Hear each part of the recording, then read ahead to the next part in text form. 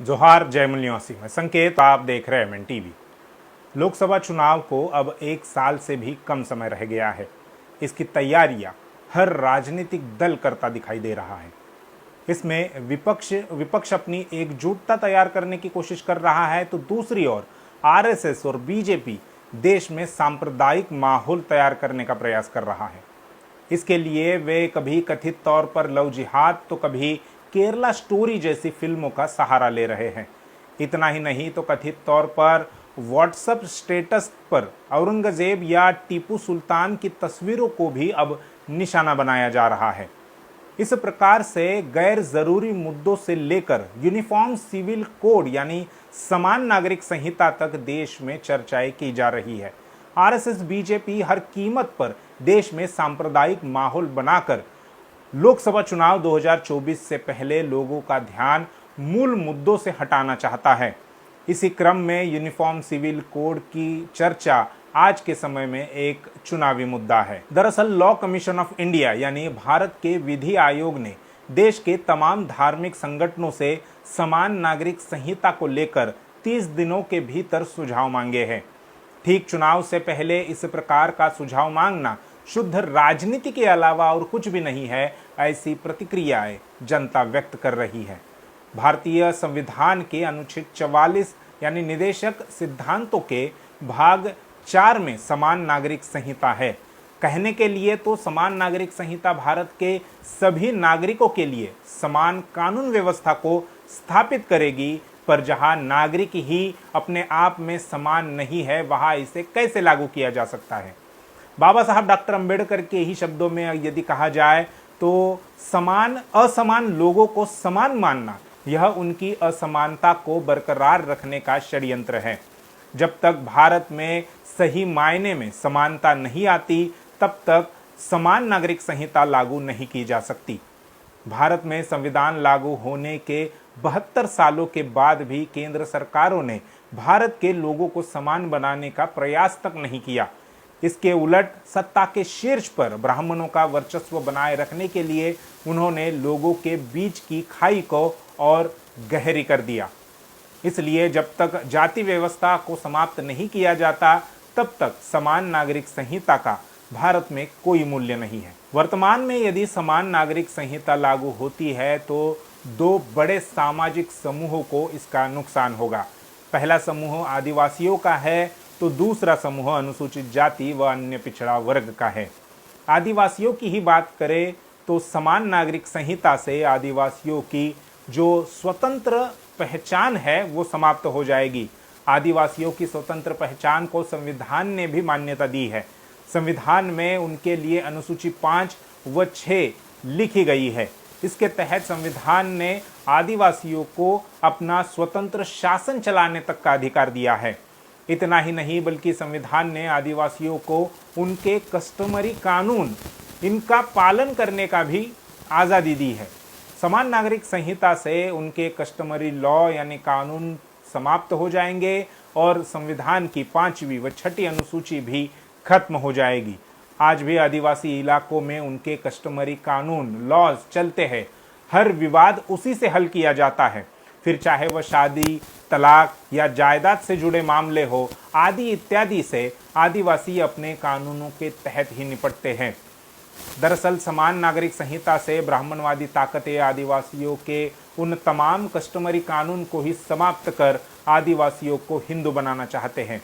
कई हाईकोर्टों और यहाँ तक कि सुप्रीम कोर्ट भी ये कह चुका है कि आदिवासी हिंदू नहीं है और उन पर किसी भी प्रकार के कथित हिंदू रीति रिवाज या कानून लागू नहीं होंगे। आरएसएस बीजेपी जोर जबरदस्ती से आदिवासियों को हिंदू बनाना चाहता है। यदि आदिवासियों की स्वतंत्र पहचान व उनके कस्टमरी कानून खत्म हो गए तो इसका सीधा असर उनके संवैधानिक अधिकारों पर होगा, जिसमें प्रतिनिधित्व या आरक्षण सबसे बड़ा अधिकार है। समान नागरिक संहिता से नुकसान होने वाला दूसरा वर्ग अनुसूचित जाति व अन्य पिछड़ा वर्ग का है। संविधान ने उन्हें भी अलग व स्वतंत्र पहचान दी है। उन्हें ब्राह्मण धर्म से अलग व स्वतंत्र रखा गया है।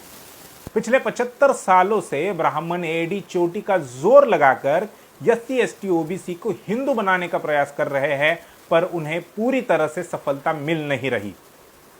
इसलिए अब समान नागरिक संहिता को आगे करते हुए ब्राह्मण, SC ST और OBC को कथित तौर पर हिंदू बनाकर उनकी स्वतंत्र पहचान को समाप्त कर देना चाहता है।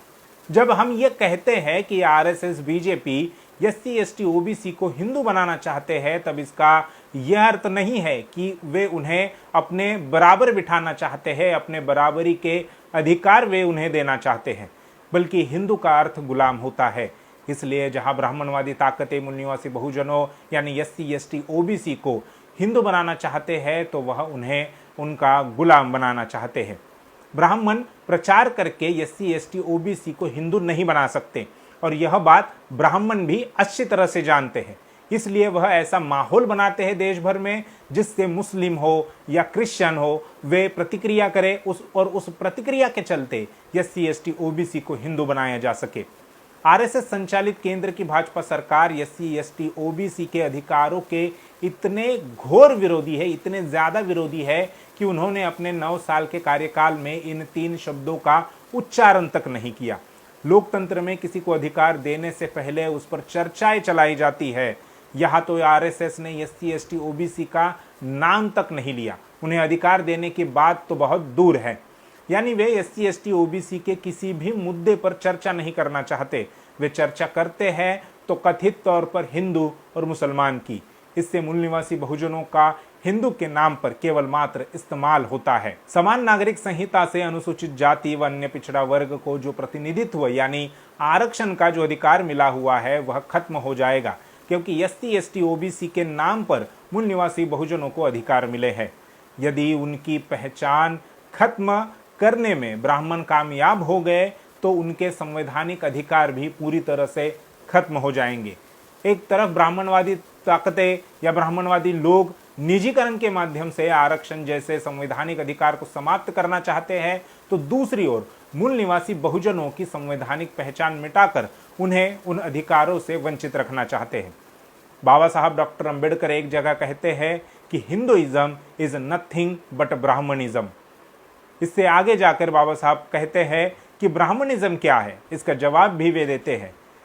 जवाब में वे कहते हैं कि न्याय, समानता, स्वतंत्रता व भाईचारे का अभाव ही ब्राह्मणवाद है, ब्राह्मणिज्म है। असमानता का निचोड़ ही ब्राह्मणवाद है। इसका अर्थ यह है कि ब्राह्मण लोग SC ST OBC के घरों में जाकर उन्हें हिंदू नहीं बना सकते, इसलिए वे देश में ऐसा काम करते हैं जिससे मुस्लिम प्रतिक्रिया करे और उस प्रतिक्रिया में SC ST OBC हिंदू बनकर ब्राह्मणों की राजनीति का शिकार बन जाए। समान नागरिक संहिता की चर्चा करने के पीछे ब्राह्मणों की यह रणनीति है।